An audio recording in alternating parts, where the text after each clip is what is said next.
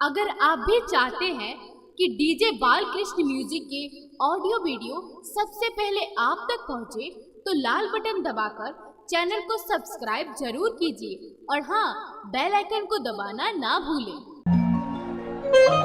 कि जब से बैठली मैया अरे आके पंडाल में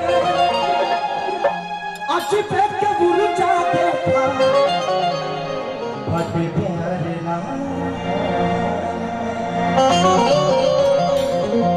कि जब से बैठली मैया आके पंडाल में अच्छी पे के गुरुचा देखा बड़े प्यारे ना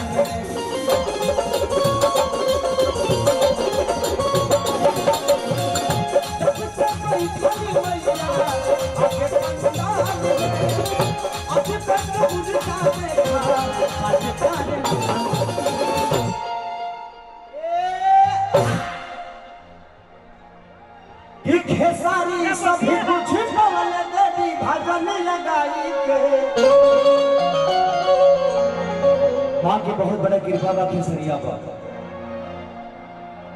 और माँ की कृपा भी हमारे अध्यक्ष साहब बाबा जहाँ जे गोंडा में 6 आदमी 4 लाख पब्लिक के बीच में एक तरफा राज कर रहा है। I love you.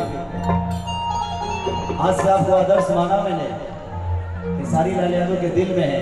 कभी भी जब लगे कि खेसारी तुम्हारी जरूरत है तो सिर्फ एक कॉल कर दीजिएगा कि बेटा आ जाओ, खेसारी दौड़े दौड़े चलाएगा। कि खेसरिया सब कुछ पवन से देवी भजन लगा